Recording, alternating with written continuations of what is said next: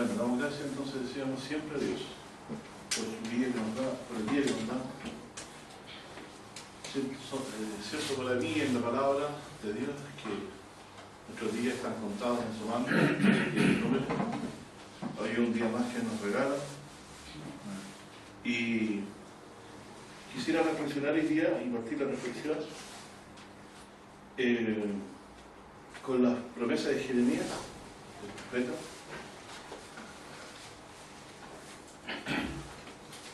En el capítulo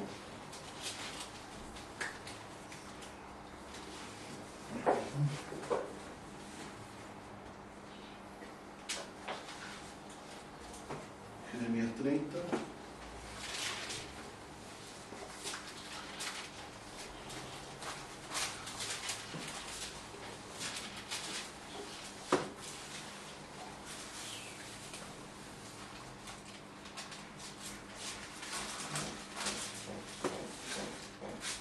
Contexto de la lectura. Israel queda cautivo en manos de los babilonios, ¿cierto?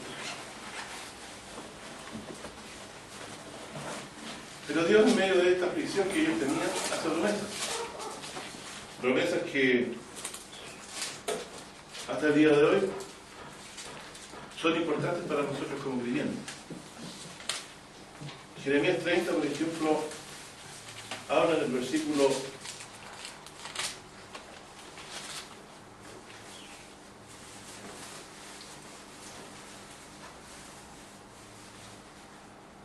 3, dice: porque aquí que vienen días, dice Jehová, que tornaré la cautividad de mi pueblo, Israel y Judá.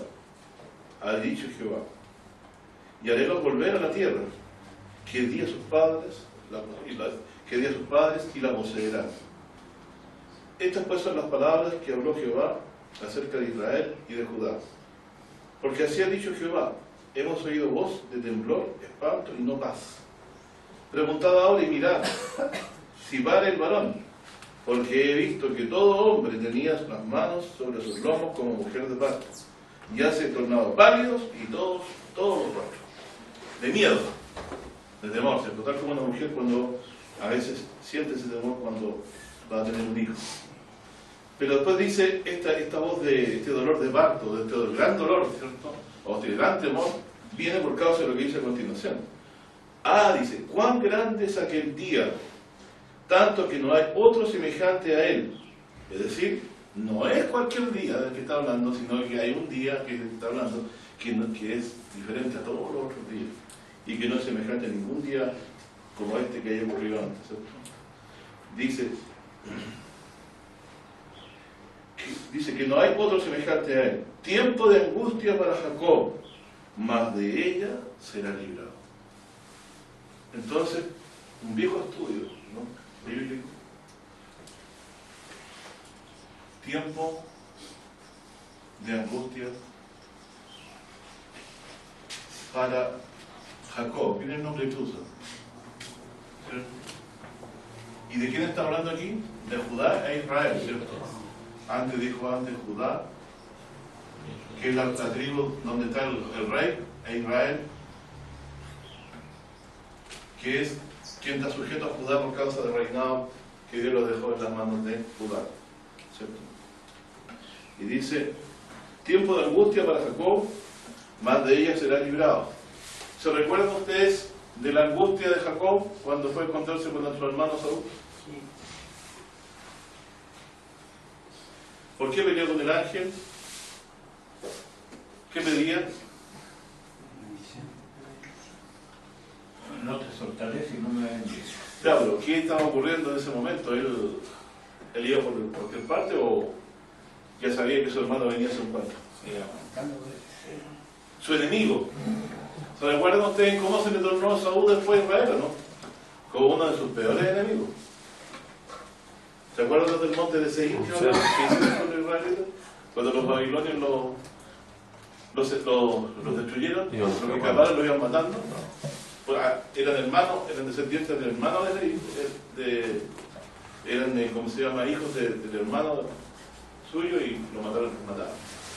Los entregaban en vez de ayudar. Bueno, en el fondo es que Israel es confrontado y tenía temor de perecer. No sea que me tome la mujer con los hijos, decía Jacob. O sea que en su ira, ¿qué decía Saúl? ¿Qué decía Esaú, perdón? Decía que se consolaba por matar a un día a su hermano, porque le robó la primogenitura, es que era la historia. Entonces el tema es que él estaba en estrecho y podía haber desaparecido como familia ese día, en manos de su hermano Esaú, sabiendo que él había ofendido a su hermano y podía tomarle la vida, y a sus hijos también, con ellos. Entonces ese tiempo de angustia es el temor a desaparecer de la faz de la tierra en manos de los enemigos. Esa es la angustia de Jacob, no es más sencilla que eso. Pero ahora nuevamente, después de muchos años, habla de un tiempo de angustia para Jacob, ¿cierto? Y ya no es Esaú el que lo está afligiendo, sino son, en este caso, los caldeos, ¿cierto? Los babilonios y los pueblos que han venido tomando a Israel, como por ejemplo los asirios también antes que los babilonios. Y los egipcios también, el faraón de Cao, que también hizo tributario por un tiempo al reino de Judá. Y aquí dice el Señor y hace una promesa. En contraste con este tiempo de angustia en que los enemigos se levantan contra Jacob, dice que un día que no es semejante a ningún otro día, pero que de esta angustia será librado.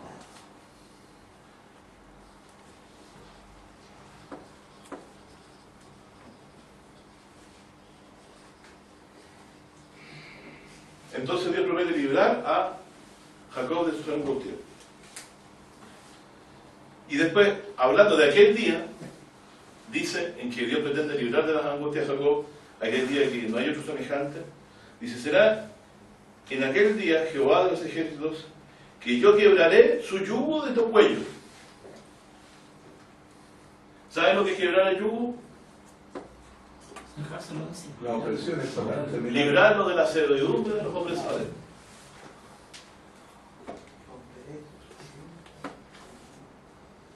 ¿Se acuerdan ustedes que antes Dios habló de esto? Dice, quebraré su yugo de tu cuello y romperé sus coyundas, y extraños no volverán más a ponerte en servidumbre. Quiebra el yugo, voy a poner aquí entre paréntesis de las naciones. ¿Y qué dice? Y nunca más no habrán a ponerse servidumbre.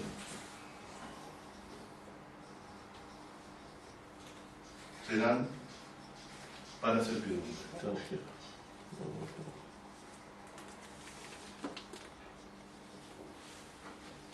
Entonces aquí un investigador espiritual, ¿no?, que sigue los votos de los profetas dirá, ¿se ha cumplido esto? ¿Se va a cumplir? ¿Cuándo se cumplió?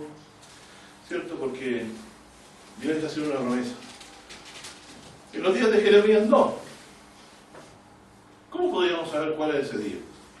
Y aquí dice, sino que servirán a Jehová, su Dios, y a David, su rey,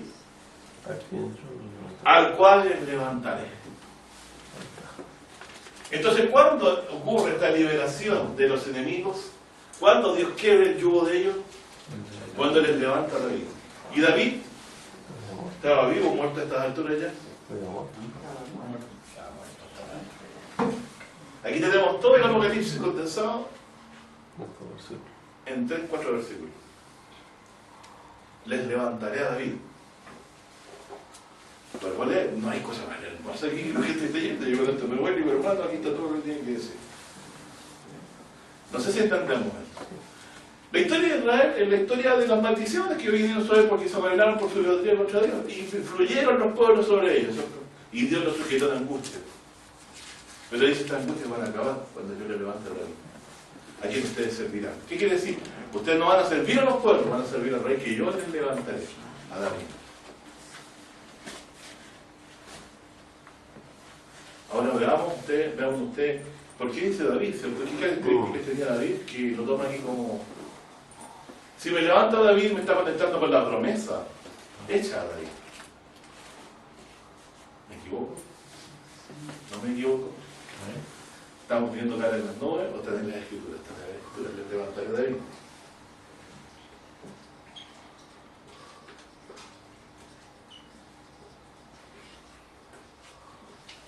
A él servirán, ¿cierto? Esto es una comprensión libre del texto. Ustedes saben que no está escrito exactamente al revés.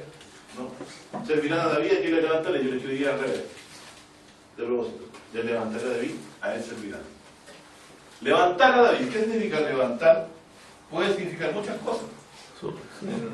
Levantar quiere decir que una persona que está en la condición no destacada sea levantada a una condición que queda destacada y sobre todas las cosas, a tal punto que llega a gobernar una nación. Y un David toma el nombre de David sabiendo que David está muerto. Esa es la realidad. Y la otra opción que me queda es que sea un descendiente.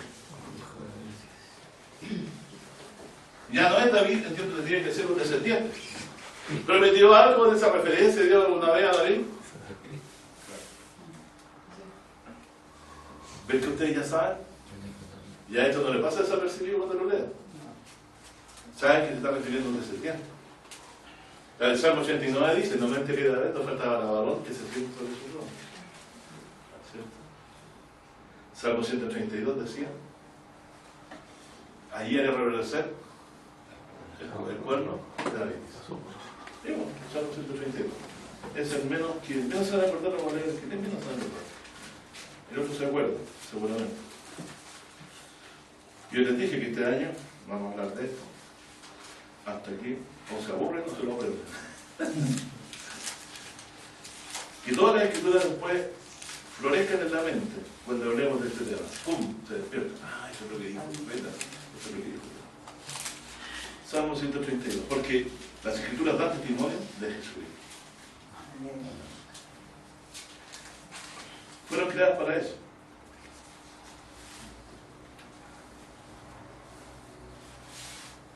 Dígame, ¿qué es lo que más le agradaba a David? De todo lo que pudo haber tenido en la vida, por lo cual bailó y casi se desnudó, quedó en ropas livianas, ¿no? Cuando el arca volvió, ¿cierto? Había sido robada en la batalla, ¿cierto? Cuando murió Jonatán, su padre y su madre juntos. Y quedó solita el arca en manos de los filisteos, intentaron mirar a ella y empezaron las plagas. La tuvieron que devolver en una carreta. Dios se defendió solito. Y dijeron, si la carreta, los bueyes tiran a este lado, no, esta cuestión es azar, ¿no? Pero si va para la tierra de Israel es porque esto viene a la de Dios. Y adivinen, vamos a tener ustedes lean la historia. Y ahí tuvieron que los tributos pagar los tributos de la hemorroides, ratones y cosas que plagas que Dios les mandó porque ellos no habían, que no deberían devolver el arca al Señor. Así que el arca se devolvió solita y volvió a su reposo. ¿Sabes cuál es su reposo? ¿Sabes lo que significa el arca? Jehová moraba entre los querubines. La presencia del Señor, no Dios mismo en persona estaba ahí, pero su presencia estaba entre los querubines. Van a encontrar esa expresión en el Antiguo Testamento, oh Jehová, oh Dios, que tú que moras entre los querubines. El arca era la representación de lo que era la presencia de Dios en los cielos. En los cielos Dios mora entre los querubines. Acuérdense que en el trono hay 4 seres vivientes en torno a ellos. Por eso es que tanto Salomón como los antiguos entendían que Dios está en medio de los ángeles. Estos ángeles poderosos llenos de ojos que todo lo ven, para informar a Dios acerca de lo que acontece, según el propósito y el plan con que los puso. Pero vemos aquí que lo que dice el 32 dice, ¿En el 1? en el 132, 4 dijo David, y esto a Dios le agradó lo que dijo: no daré sueño a mis ojos, ni mis párpados adormecimiento, hasta que haya lugar para Jehová, dice. Morada para el fuerte de Jacob. He aquí en Efrata, oímos de ella. Allá vamos a los campos del bosque, dice, entraremos en sus tiendas, encorvarémonos delante del estrado de sus pies. Levántate, Jehová, a tu reposo. Tú y el arca de tu fortaleza, etc. A eso se refiere, el lugar donde iba a quedar quieta el arca. Porque el arca andaba errante con ellos, ¿se recuerdan? Pero un lugar se detuvo ahí. Y para que es creyente es significativo esto, como que Dios dijo, aquí me quedo. Y usted diría ya, si fuera en ese tiempo israelita, ¿cierto? Y dice, después a continuación, verso 10, por amor de David, tu siervo, no vuelvas de tu ungido el rostro. ¿Saben lo que es volver el rostro, no? Cuando usted está hablando con alguien y alguien está enojado con usted, no lo mira en los ojos. Y cuando dice, ay, gracias a tu ojos, cuando la persona que usted está hablando le mira en los ojos. De caso le está diciendo a Dios que no quite su rostro, molesto, sino que tenga misericordia de su ungido. Dice, en verdad juró Jehová a David, no se apartará de ello, del fruto de su vientre pondré sobre su trono. Entonces cuando está diciendo que no, a Dios que no vuelva el rostro, ¿qué le está diciendo? Dios, no vuelvas el rostro de tu ungido. ¿Qué le está diciendo? Señor, cumple lo que prometiste, Señor, ten misericordia de David. ¿Y qué es lo que le estaba pidiendo al Señor que le cumpliera? Si nos faltara alguien en su trono. Como Él lo había, como Dios lo había. Está clamando entonces por el cumplimiento de la promesa. Me equivoco, ¿no? Está cobrando. No vuelvas el rostro de tu ungido. ¿Cómo podría devolver el rostro? No cumplir lo que le prometió. Aquí, ¿cierto? aquí dice, no vuelvas de tu ungido el rostro. Está en la red.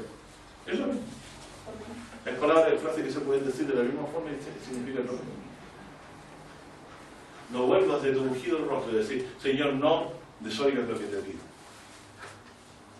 ¿Qué le está pidiendo? ¿Qué le está pidiendo? Reitero, ¿qué le está pidiendo? Un hijo.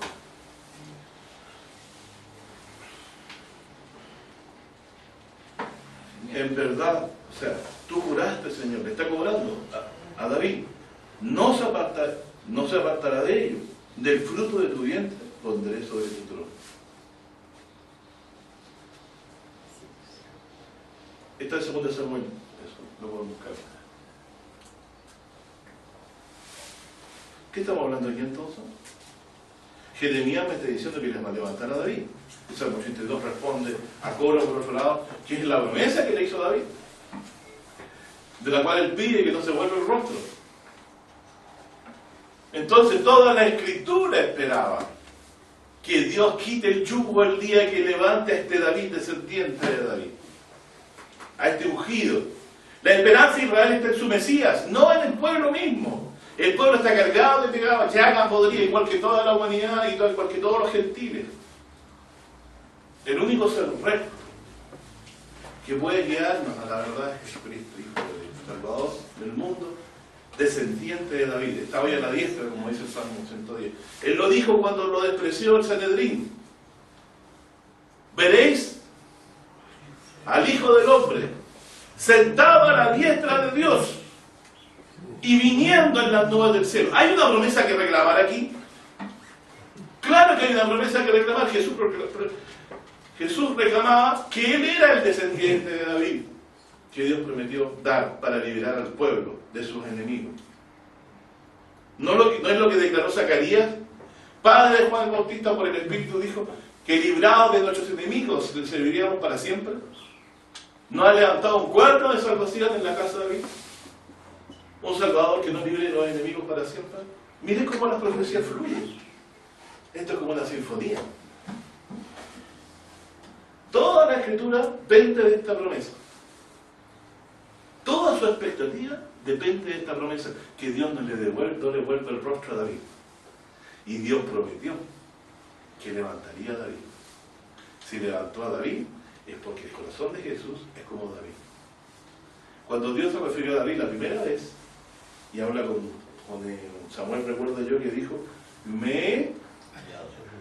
he hallado, dice, un varón conforme a mí, corazón. Y después lo expresó claramente Dios, cuando salió del Jordán y dijo, este es mi hijo amado, en el cual yo me complazo. ¿Por qué le llamó su hijo? Porque la promesa del Salmo 189, y lo que Dios le reveló ahí, es que él sería para Dios, y el Padre, y Dios sería para él, ¿cierto? Como un Padre. Por lo tanto, si se llamaba hijo de Dios, ¿Dónde está el pecado si la misma escritura decía? Yo seré el Padre, Dios mismo está diciendo, yo seré su Padre. Y otra vez en el mismo Salmo 2 dice, tú eres mi hijo, yo te he generado hoy. Entonces Jesús es hijo de Dios por cuanto Dios se le declaró su propio Padre, ¿en virtud de qué? De que obedeció hasta la muerte, y muerte de muerte. Así que, mis hermanos, vemos que las Escrituras hablaban de Jesucristo. Se acaba la aflicción de Jacob cuando se levanta David. David está muerto, no es el David, hijo de Isaí, es el descendiente que menciona el Isaías capítulo 11. La raíz de Yasé, o de Isaí, que es lo mismo. Podríamos estar hablando tanto tiempo de estas cosas, ¿cierto? Pero nos encontramos en un simple texto de Jeremías, todo lo que queremos decir. Y terminando el 132 dice... ¿Qué versículo? 132, versículo...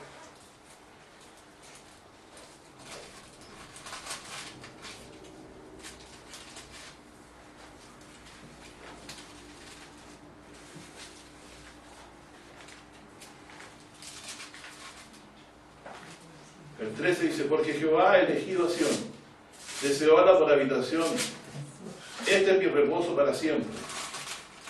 Aquí habitaré, porque la he deseado.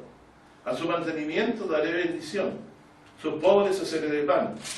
Asimismo vestiré los sacerdotes de salvación. Qué interesante. La vestidura en esta nueva opción es la salvación. ¿Hay alguno aquí que haya sido salvo? Todos nosotros. ¿De qué está vestido usted? De la sangre de Cristo que está perdonando los pecados, es decir, la salvación. Entonces parece que aquí se nos empieza a creer la película y dice, y sus santos darán voces de júbilo. ¿Cuándo vendrán las voces de júbilo y de alegría? David saltaba cuando el arca estaba regresando y la vio regresar. Cuando los hechos estaban consumados. Nosotros cuando veamos los hechos consumados, cuando el Señor Jesús quite todo el imperio y potestad, cuando venga, ¿cierto? Nosotros seremos redimidos ese día y llevados a estar con Él. Eso es lo que esperamos, ¿cierto? Y luego dice, y a sus santos, dice, darán voces de júbilo. Verso 17, allí haré reverdecer el cuerno de David, el poder de David. O sea que el poder que Dios iba a hacer manifiesto iba a venir de David, tal como lo dijo Ana, la que profetizó y dijo, el Señor ensalzará el cuerno de su Mesías o de su ungido. ¿Y cuándo será ensalzado el cuerno de su Mesías? Cuando Dios lo ponga alto sobre los reyes de la tierra. Por sobre todos los reyes de la tierra. Miren que ustedes están creyendo de que va a gobernar todas las naciones. Para siempre. Y habiéndose primero entregado por los pecados nuestros. Estas son promesas de Dios. Esto no es un mensaje a la sensualidad de cada uno. Son las verdades de Dios que pueden convertir el alma. Y aunque yo me muriera, no existiera, o nunca hubiera hablado de esta palabra, están aquí para que Dios se las quiera revelar y son fieles para Él. Y si yo cayera y otro las creyera, va a recibir la bendición del perdón y de la vida eterna si cree en este Mesías, Jesucristo. Entonces, claramente la aflicción de Israel termina y la opresión de todos sus enemigos. Gog y Magog deja de afligir a Israel, a la simiente santa, no digo a Israel según la carta, cuando Dios levanta el reino de este David, o a este David. Levantarlo es ponerlo alto. ¿Y qué pasó con Jesucristo? Después que resucitó. Pastor, disculpe, una cosa importante, en el 1932, usted leyó hasta la mitad, allí haré retoñar el poder de David. He dispuesto lámpara a mi ungido. Ahí yo veo como un misterio, porque no es una comprensión fácil esa parte. Es facilísima. He dispuesto lámpara. ¿El Espíritu Santo será? No, estimado, es el Hijo.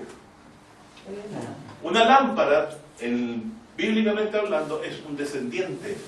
Ya eso es. Cuando David se enfrentó a un gigante, cuando ya era viejo, los soldados le dijeron, no, ya tú no debes pelear, le dijeron, déjanos a nosotros, no sea que se apague la lámpara de Israel.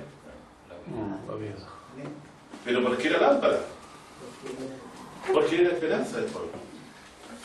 Un hijo también, aunque no sea el Mesías, en una casa, es una esperanza. ¿Qué dijeron de Noé los padres? Es una esperanza. La esperanza de nuestra vejez. ¿Qué dijeron de Noé? Este nos aliviará de las cargas a causa de la tierra que Jehová maldijo. ¿Se acuerdan? ¿No es que dijeron eso de Noé? Eso es ser un Noé, una persona que alivia las cargas de sus padres. Si usted hace eso, le va a ir bien en la vida. La promesa de Dios es así.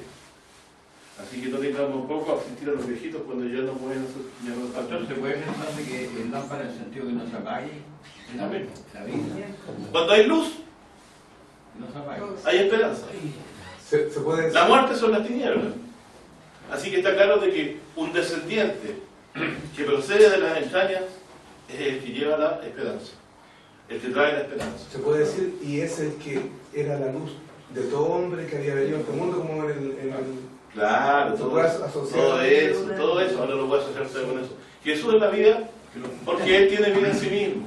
Si Él está vivo ya en la diestra de Dios, nosotros podemos decir, a mí me importa muy poco que me vaya mal en esta vida, pero mi Rey vive. Yo sé que mi Redentor vive, decía algo por ahí. Y al fin se levantará del polvo, dice. Hablando de la resurrección del Señor. Job decía eso. Así que nosotros, mientras nos veamos a la diestra, por la fe, sabiendo, ¿y cómo lo podemos ver? Creyendo las promesas. Si usted cree en las promesas, empieza a ver por la fe. Si no cree en las promesas, va a estar en tinieblas. La luz de Cristo no va a estar alumbrando su corazón. Pero aquí, escucha, qué maravilla lo de Jeremías. Aquí estamos alegres, comprendimos la profecía de una sola vez. O sea, va a haber angustia hasta el día que se levante el descendiente de David, hasta que Dios lo ensalce. ¿Qué piensan ustedes? ¿Cómo lo veían los antiguos? Y lo último dice: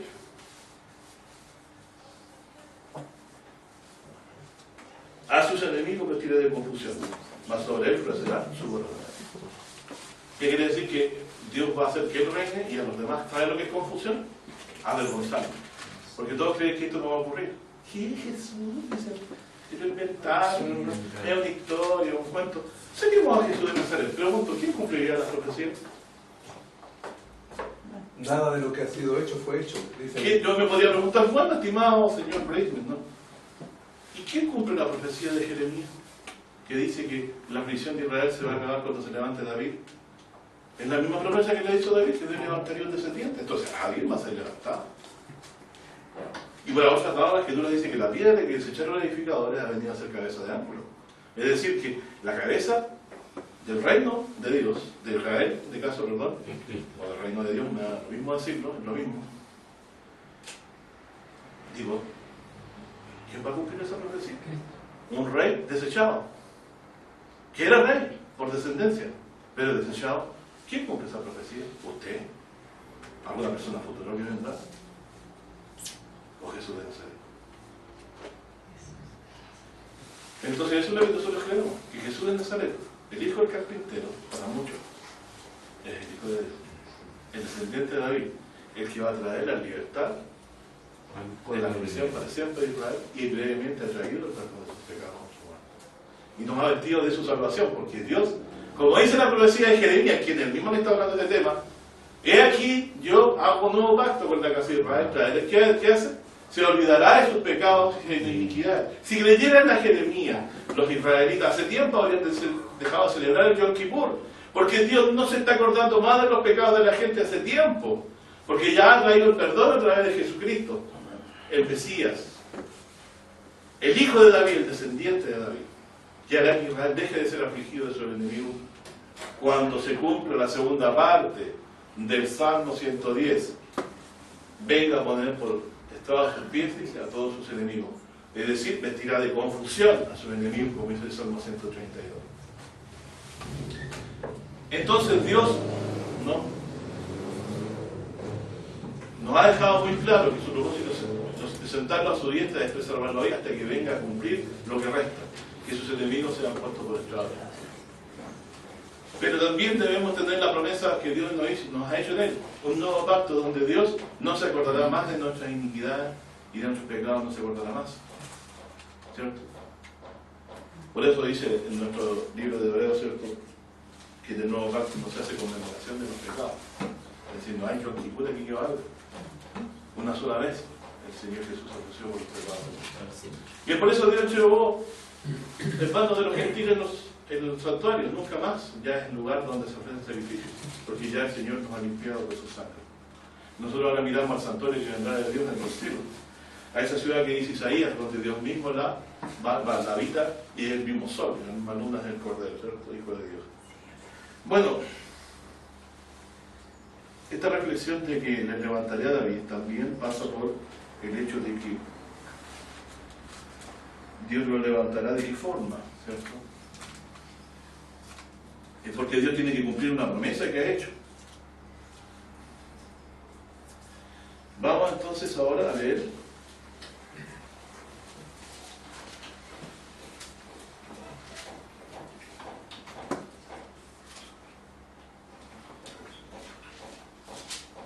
en el Nuevo. No, en el Jeremías también todavía. En el Jeremías 33.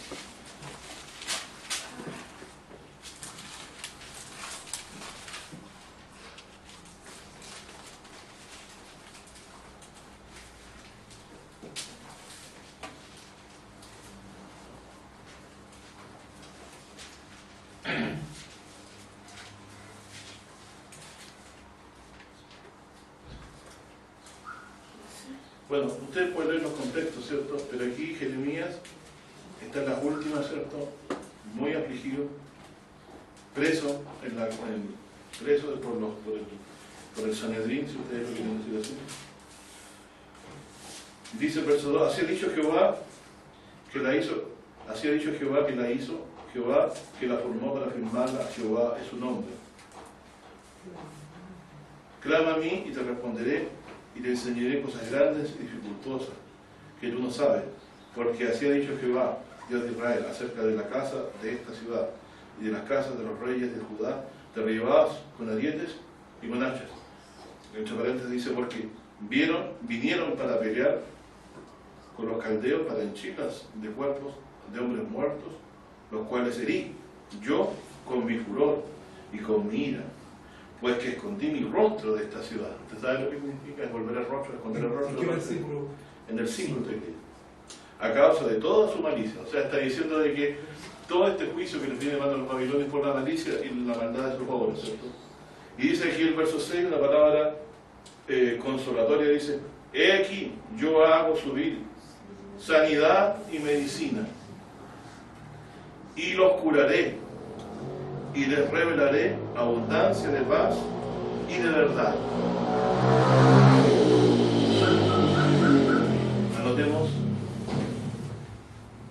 sanidad, medicina, paz, ¿qué más dice? Y verdad. Y verdad, que es muy importante, ¿cierto? Yo diría que es la más importante. ¿Qué cosa más hermosa tiene la verdad? Que no se puede contra ella. No se puede contra ella, ¿cierto? Es un axioma. El hermano de la gracia es un axioma, ¿cierto?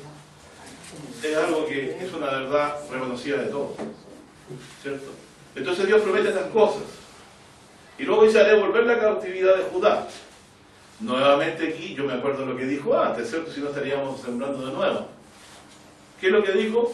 Que lo dejarían de afligir cuando le levantara a David. Y aquí vuelve a decir, ¿cierto? Haré volver la cautividad de Judá y la cautividad de Israel, y edificarélos como al principio. Y los limpiaré de toda su maldad, con que pecaron contra mí. Y perdonaré todos sus pecados, con que contra mí pecaron, y contra mí se rebelaron.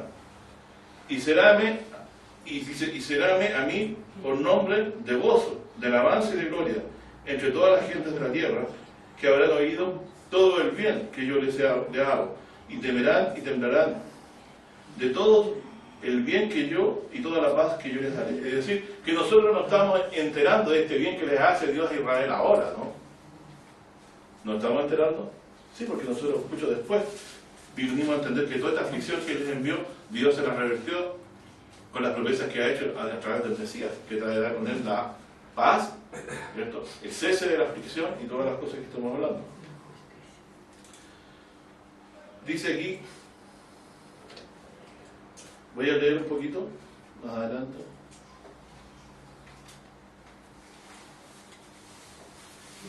En el versículo 14 dice: he aquí viene el día, dice Jehová, que yo confirmaré la palabra buena que he hablado a la casa de Israel y a la casa de Judá. Le voy a poner este título muy lindo. Confirmaré la buena palabra. Miren.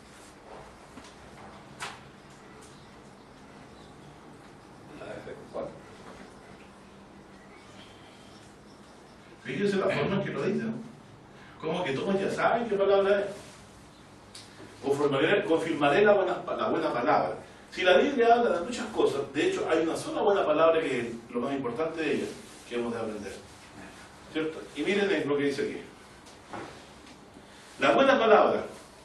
Dios confirmará la buena palabra. Me parece muy parecido a lo que dijo antes en el 30, que Dios levantaría a alguien.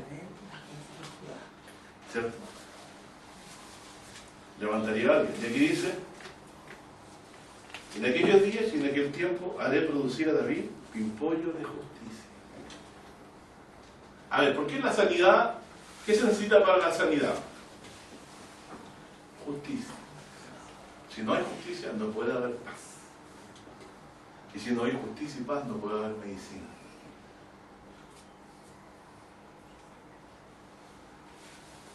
Pimpollo de justicia. Y hará juicio y justicia en la tierra.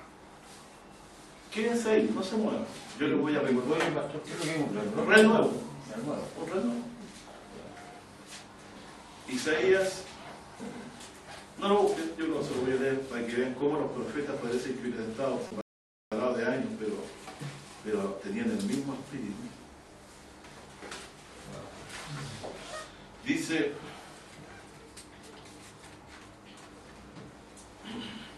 saldrá una vara del tronco de Isaí, vástago o pimpollo retoñará de sus raíces. Es un renuevo, ¿cierto? Reposará sobre el espíritu de Jehová, espíritu de sabiduría, de inteligencia, espíritu de consejo, de fortaleza, espíritu de conocimiento del temor de Jehová. Hará el entender diligentemente en el temor de Jehová. No juzgará según la vista de tus ojos, ni arguirá por lo que oyeres oído, sino que juzgará con justicia a los pobres. Y aquí habla de un renuevo de justicia. Es la misma persona, ¿cierto? Y acá dice, verso 5: será la justicia cinto de sus lomos y la fidelidad ceñidor de sus riñones. Exactamente. Y dice: matará de viernes al impío. Y aquí entonces dice el texto, volviendo a Jeremías 33, versículo 15: en aquellos días, en aquel tiempo, haré producir a David pimpollo de justicia y hará juicio y justicia en la tierra. Hará juicio y justicia en la tierra. Entonces, ¿para qué Dios levanta a este David? Y ahora lo entendemos. Si completamos lo anterior, levantaré a David, a él servirán, ¿cierto? Pero ¿qué está pasando con el resto del mundo? Dios le entrega a Dios el juicio al mundo. Hará juicio y justicia. Este siglo. Exactamente. Lo va significando todo. Pero primero tienen que destruir a los impíos, a los que se resisten, a la justicia. ¿Qué dijo antes Jesús? ¿Cuál era su justicia? A ver, ¿qué justicia enseñaba Jesús? Para que entendamos un poquito esta producción de justicia, y aquí un izquierdista o un derechista, o de arriba o de abajo, de tener pensamiento, piensa lo que él cree que es justicia. ¿Cierto?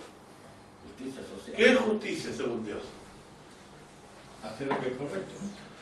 Dar a cada uno conforme a sus hechos. ¿Cierto?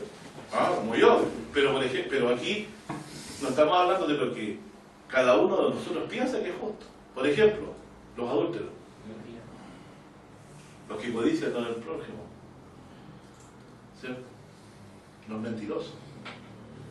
Aquí nadie se va a la cárcel por mentira. Le dan unos días, la mentira es muy grande, pero nada más, los mentirosos no le dan reino a Dios.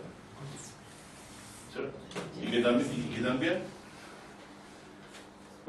los idólatras, ¿cierto? Amantes del dinero, porque ahora el único Dios que golpea es más uno, aunque la gente no cree que está adorando un ídolo, pero ahora. Cuando uno pone la confianza en algo es un ídolo. Y el dinero, sin tener figura alguna, tiene distintas caras este Dios. Se parece a Andrés Bello, a Abraham Lincoln, ¿no? Tiene múltiples caras este Dios. Pero cuando usted se confía, tengo 300 lucas, bueno, yo soy querido un palo, ojalá pudiera tener pobres. No, estimado hermano. Dios distingue el corazón cuando está puesto en la confianza del dinero. Aquí mismo me pasa, si me salgo menos bien, un par de lucas más y ya me siento con más poder. Carnalmente hablando. Si todo nos seduce este Dios. Pero sabemos que cuando uno muere, la verdad de este Dios se hace manifiesta. No vale nada.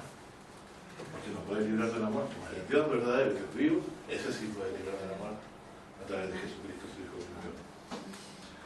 Bueno, terminando entonces, hoy día lo que quería hablar, solamente resumo en que este rey de justicia, ¿cierto?, trae la liberación de los afligidos, y Israel en particular, del yugo de los que oprimen, de las naciones que oprimen, a los que creen en el nombre del Señor Jesucristo, que son personas mansas, humildes de corazón, porque esperaban en él. Será el día en que Dios levante a este David, cumpliendo la promesa que le hizo David, que no faltaría varón que se sentara sobre su suelo. Y aquí dice, hará juicio y justicia en la tierra, y en aquellos días Judá será salvo, y Jerusalén habitará confiadamente. ¿Recuerdan las palabras del Apocalipsis? Dice que la toda ciudad tendrá las puertas abiertas de continuo. Eso significa que va a haber paz, no va a haber enemigo ya. En aquellos días Judá será salvo y Jerusalén habitará seguramente. Y este es lo que le llamará Jehová justicia. Y aquí quiero que reflexionemos en esta frase. Jehová justicia.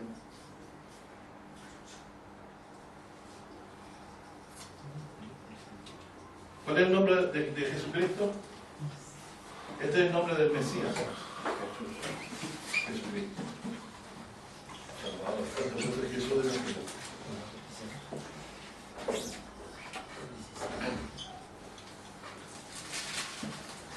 ¿Por qué le pone el texto al ungido el nombre del mismo Dios? Si pensamos en el contexto, la respuesta viene clara. ¿Cómo lo va a ensalzar Dios al ungido? Cuando le entrega a todos los enemigos a su mano. ¿Cuándo el reino de David se hizo firme? Cuando se metió a todos los principales enemigos de Israel. Ahí lo ungieron rey sobre los Israel, vieron que Dios era con él y se le sumaron. Y lo eligieron rey, pero lo unísono, porque deshizo a todos los enemigos, o sea, les trajo confianza. ¿Sí? En este caso nosotros, como vemos que el Señor Jesucristo tiene todas las promesas de Dios en su mano y ha llegado a la diestra de Dios, ya no podríamos decir que hay algo en duda.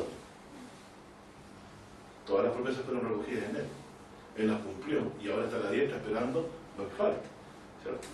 Que las naciones se le sujeten cuando vengan a las nubes del cielo y a dar el pago a las naciones también que no se lo subieron. ¿Se puede decir que no estamos subiendo el carro a la victoria? Como siempre ha sido, nosotros nacimos a vivir en un mundo que no le creamos un grano de arena de él y estamos viviendo en él. Habitando un cuerpo que no nos pertenece, porque nosotros no lo elegimos siquiera, pero nos es útil para vivir, para conocer estas cosas, ¿cierto? Y finalmente a vivir un reino de paz que trae el Señor. Siempre nosotros somos los menesterosos, que recibimos lo de que su mano. Pero nosotros vimos el resultado que fue positivo, que lo puso a la diestra. Bueno, nosotros vemos que esto está cumplido porque si usted cree que Dios lo resucitó, como dice el Salmo 2, siéntate a mi diestra, si cree el testimonio de los profetas y de los apóstoles, usted da por cierto entonces que todas estas promesas de que le levantará David solamente queda esto para que se cumpla.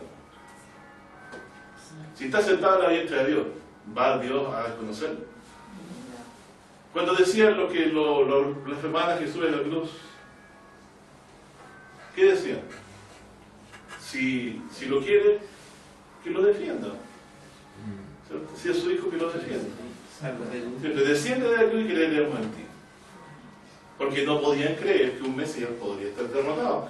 No hay que dice que va a prevalecer para siempre David, esa es la mentalidad idea. Pero, ¿quién ha creído el anuncio de Isaías 53? ¿Qué decía? ¿cierto? Más Jehová carboné el pecado de todos nosotros. ¿Por qué no podían unir a eso que el Mesías también iba a padecer primero? Porque tenían la mente obtusa por el pecado, la soberbia. La gente siempre elige al más fachoso, al que le va bien, ¿cierto? Pero nunca al que está andando duro y pegándolo y matándolo. Porque ese es un derrotado. Pero precisamente él pagaba por los pecados nuestros. Y ese es el misterio que fue escondido, ¿cierto? Pero ahora fue revelado por el apóstol Pablo, ¿cierto? Y por los apóstoles del mundo.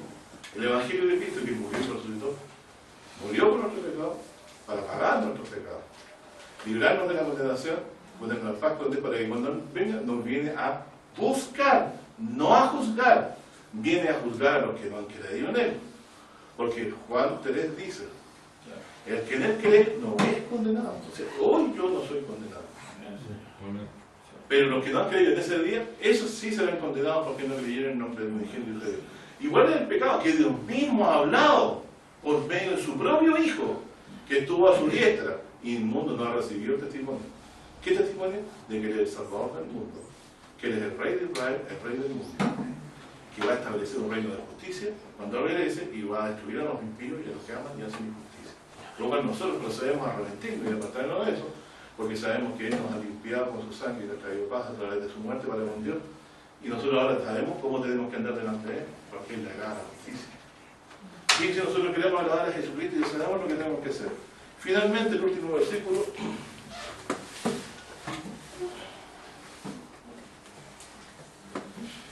En aquellos días Judá será salvo, y Jerusalén habitará confiadamente. Y esto será el nombre que le llamarán Jehová, justicia nuestra. Porque así ha dicho Jehová, esta es la conclusión, no faltará a David varón que se siente sobre el trono de la casa de Israel. Entonces, miren, Isaías 30 dice que la aflicción se acabará cuando le levante a David. Y aquí dice que estará en paz Jerusalén de todos sus enemigos, de toda su aflicción, ¿cierto? Cuando Dios le levante el renuevo de David, conforme a la promesa que le hizo, no faltará varón que se siente sobre él. Qué maravilla más grande esta profecía. Qué cosa más hermosa, ¿cierto? Que Dios ha hablado. Son verdad.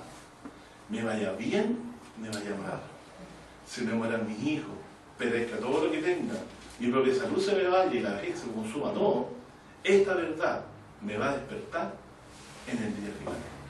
Porque Dios, que ha puesto a la diestra de su Hijo, le enviará a resucitarnos a los que no creen. Yo anhelo estar en ese día que puede ser. Y yo sé que mis hermanos también aquí. Así que estas promesas anunciadas aquí son el Evangelio que creemos. Como dice el Salmo, ¿cierto? 2. Y como lo refrenda después en Hechos 13, quien dice, nosotros anunciamos el Evangelio de aquella promesa hecha a los padres, la cual era cumplida a nosotros. Resucitando a Jesús, como está escrito en el Salmo 2. Y como nunca volvería a verlo otra vez a la muerte, así lo dijo, os daré las misericordias fieles de David. ¿Qué quiere decir? De que si Jesucristo murió, esto es una maravilla, Dios le dijo una palabra a Abraham. Le dijo, no te liberará tu siervo, sino el que nazca de tus extrañas. Y después le dijo, entrégame a tu hijo. ¿Qué primó más? Cualquiera de nosotros manda la porra a Dios, perdonando la expresión. Porque pensaríamos que Dios le está pasando algo, ¿cierto? Está equivocado. Pero la fe no es así. La fe en Dios no es así. Nunca decae. Dijo él, cuando fue a entregar a su hijo a la tierra de Moriah, ¿cierto? Dijo, iremos y volveremos a vosotros. De lo cual desprende el que escribe en el libro de Hechos, dice que le ofreció por la fe, creyendo que Dios era poderoso para levantarlo de los muertos. ¿Qué había dicho el Dios de Jesús a David? No faltará varón que se siente sobre tu trono. ¿Cierto? Y si el Mesías era el Cristo, Jesús de Nazaret, ¿cómo lo dejó claro Dios? Dios mandó un ángel para impedir la muerte de Isaac. Y le dijo, no alces tu mano sobre el varón porque ya sé que me teme. Si no hubiera venido el ángel, se habría muerto. En forma sobrenatural fue impedida la muerte de Isaac, el de la promesa, el que, de la simiente de quien vendría nuestro Salvador. Mucho tiempo después Dios, ¿cierto? Habiendo muerto Jesucristo en ser despreciado y desechado como blasfemo por todo el Sanedrín y todo Israel, Dios le levantó a los muertos, de lo cual los discípulos dan testimonio, y toda la Escritura. Isaías 53 dice que el Mesías, después que pusiera la vida por nosotros, viviría por largos días. Y se cumplió esa promesa, por eso Él resucitó.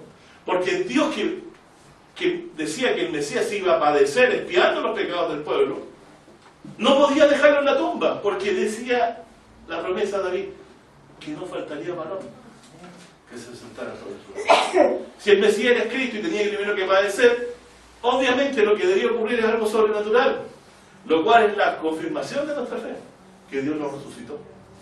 Porque no podía dejar en la tumba a quien Dios traería la salvación y la promesa de vida eterna a todos nosotros, y todas las profecías relativas al fin de la aflicción de Israel, a través de este rey que vendría a hacer juicio y justicia.